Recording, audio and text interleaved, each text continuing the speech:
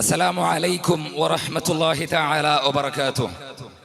ബിസ്മില്ലാഹിർ റഹ്മാനിർ റഹീം. അല്ലാഹുമ്മ സ്വല്ലി അലാ റസൂലിക സയ്യിദിനാ മുഹമ്മദിൻ വഅലാ ആലി സയ്യിദിനാ മുഹമ്മദ്. ഏറ്റവും ആദരവും ബഹുമാനം നിറഞ്ഞ ഉസ്താദുകളെ, എൻ്റെ ശബ്ദം ശ്രവിക്കുന്ന വിധി നിർണയ പീഠത്തിൽ വിധി നിർണയിച്ചു കൊണ്ടിരിക്കുന്ന വിധികർത്താക്കളെ, പ്രിയപ്പെട്ട മുതഅല്ലിം സുഹൃത്തുക്കളെ, യുക്തിവാദികളുടെ യുക്തിഹീന വാദങ്ങൾ എന്ന വിഷയത്തെക്കുറിച്ചാണ് നാം ഇന്ന് ചർച്ച ചെയ്യാൻ പോകുന്നത്.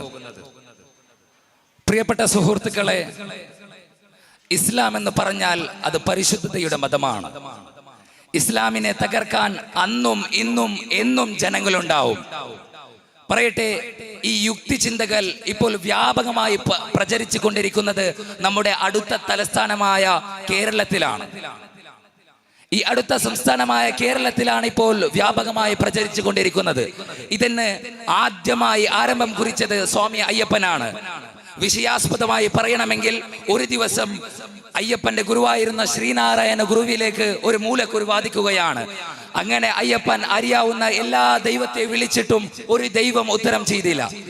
അങ്ങനെ അവസാനം ആ ഗുരു അവിടെ നിന്ന് മർദ്ദനമേറ്റുകൊണ്ട് വേദനയോടുകൂടി മരിക്കുകയാണ്.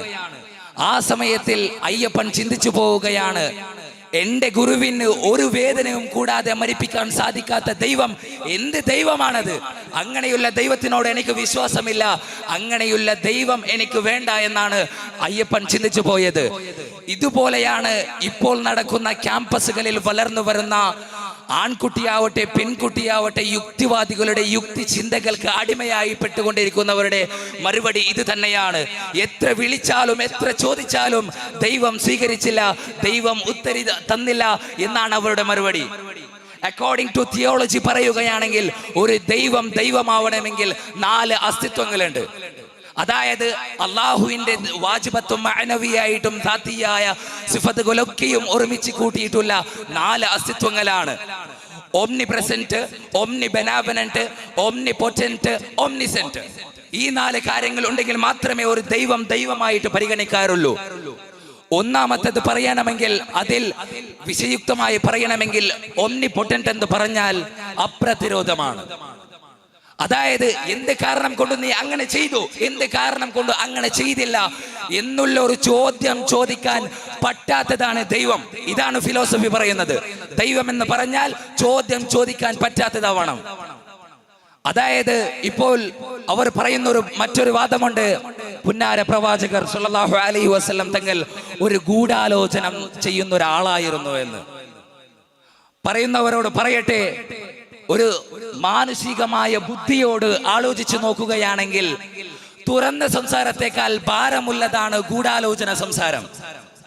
ഈ ഒരു ആധുനിക കാലഘട്ടത്തിൽ, റോബോട്ടിക്സ് വളർന്നു വരുന്ന കാലഘട്ടത്തിൽ, വെസ്റ്റേണിന്റെ ആൾക്കാർ പറയുന്ന ഒരു വാക്കുമുണ്ട്, പ്രവാചകർ സല്ലല്ലാഹു അലൈഹി വസല്ലം തങ്ങൾ 4-5 കൊല്ലം മൂലപ്പൊത്തിൽ ഒളിച്ചിരുന്നു കൊണ്ട് ഗൂഢാലോചനം ചെയ്തിട്ട് ഒളിപ്പിച്ചു വെച്ചുകൊണ്ട് ഗൂഢാലോചനം ചെയ്തിട്ട് പുറത്തിറക്കിയ ഒരു രാഷ്ട്രീയ വിപ്ലവമാണ് വഹി എന്ന് പറയുന്നവരോട് പറയട്ടെ, ഒരിക്കലും അങ്ങനെയല്ല, അത് അങ്ങനെയല്ല. അതായത് ആദ്യമായി അള്ളാഹുവിന്റെ റസൂലായ പ്രവാചകർ സല്ലല്ലാഹു അലൈഹി വസല്ലം തങ്ങളിലേക്ക് വഹി ഇറങ്ങിയപ്പോൾ പ്രവാചകന്റെ ശരീരം ഇങ്ങനെ കുലുങ്ങുകയാണ്. അങ്ങനെ 6 മാസം നീണ്ട കാലം വഹി ഇറങ്ങാത്തപ്പോൾ പ്രവാചകർ സല്ലല്ലാഹു അലൈഹി വസല്ലം തങ്ങൾ വല്ലാത്ത വിഷമത്തോടു കൂടെ പല പ്രാവശ്യം ആകാശത്തിലേക്ക് നോക്കിക്കൊണ്ട് ആയിഷ ബീവിയോട് പറയുമായിരുന്നു, എന്റെ ആയിഷ, എന്നോട് അള്ളാഹു പിണങ്ങിയോ, എന്നോട് അള്ളാഹു പിണങ്ങിയോ എന്ന് ചോദിക്കുമ്പോൾ, ഇല്ല നബിയെ, നിങ്ങളെ അള്ളാഹു ഒരിക്കലും കൈവിടുകയില്ല എന്നാണ് ആയിഷ ബീവി അവിടെ നിന്ന് മറുപടി നൽകുമായിരുന്നത്. അങ്ങനെ 2ാം പ്രാവശ്യം വഹി ഇറങ്ങുമ്പോൾ ആ സമയത്തിൽ പ്രവാചകർ സല്ലല്ലാഹു അലൈഹി വസല്ലം തങ്ങളുടെ ശരീരം കുലുങ്ങി എന്നാണ് ഹദീസ് പറയുന്നത്. ആ സമയത്തിൽ ഇറങ്ങിയ വഹിയാണ്, യാ അയ്യുഹൽ മുസമ്മിൽ ഖും ഫഅൻസിർ. അല്ലാഹുവിന്റെ പ്രവാചകനോട് പറയുന്ന ഒരു വാക്കുണ്ട്, വല്ലുഹാ വല്ലൈലി ഇദാ സജാ മാ വദ്ദഅക റബ്ബുക വമാ ഖലാം. ഈ 2 സംഭവം വെച്ച് നോക്കുമ്പോൾ നമുക്ക് കൃത്യമായി മനസ്സിലാക്കാൻ കഴിയുന്നുണ്ട്, ഈ വഹി എന്ന് പറഞ്ഞാൽ അതൊരു ആർട്ടിഫിഷ്യൽ അല്ല എന്ന്.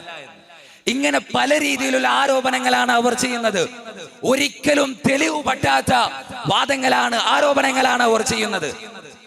മറ്റൊരു വാദമാണ്, ഇത്ര വലിയ ലോകത്ത് ഇത്ര ചെറിയ ഭൂമിയാണ് ദൈവം സൃഷ്ടിച്ചത്. എന്തിനാണ്? മനുഷ്യന്റെ മലമൂത്ര വിസർജനം ചെയ്യുന്നത് നോക്കാൻ വേണ്ടിയാണോ ദൈവം ഭൂമിയെ സൃഷ്ടിച്ചത് എന്ന് ചോദിക്കുന്നവരോട് പരിശുദ്ധ ഖുർആനിൽ അല്ലാഹു പറയുന്നുണ്ട്, യുസബ്ബിഹു ലില്ലാഹി മാ ഫിസ് സമാവാതി വമാ ഫിൽ അർദ്. ഈ ഭൂമിയിലുള്ള മഹാവിശാലമായ ഭൂമിയിലുള്ള എല്ലാ വസ്തുക്കളും അവന് വേണ്ടി സങ്കീർത്തത്തിലാണ്. നമുക്ക് നോക്കണം, അവരെ സംബന്ധിച്ചിടത്തോളം ഈ ലോകം എന്ന് പറഞ്ഞാൽ മൂർത്തിക്ക് മൂക്കിൽ മൂടയിലുള്ള ഒരു ഹ്രസ്വമായ ഒരു മനസ്സിലാക്കുകയാണ് അവർ. യഥാർത്ഥത്തിൽ പറയുകയാണെങ്കിൽ വളരെ തുല്യതയുള്ള, വളരെ ഹ്രസ്വമായ രീതിയിൽ അവരുടെ ശാരീരികമായ ആ പരിമിതിയിൽ മാത്രം ഒളിപ്പിച്ചുകൊണ്ടാണ് അവർ ലോകത്തെ മനസ്സിലാക്കാൻ ദൃഷ്ടരാവുകയാണ്. പ്രിയപ്പെട്ട സഹോദരങ്ങളോട് എനിക്ക് പറയാനുള്ളത്, ഇനി നമുക്ക് അവരോട് വേണ്ടുന്ന വികാരം എന്തെന്ന് വെച്ചാൽ, അതായത് ആർക്കെങ്കിലും ഒരു ക്യാൻസർ രോഗം ബാധിച്ച ആളോടോ അല്ലെങ്കിൽ ശരീരത്തിൽ ഹാർട്ടോ കിഡ്നിയോ അടിച്ചുപോയ ആളോടോ നിങ്ങൾക്ക് ആർക്കെങ്കിലും ശത്രുതയുണ്ടോ?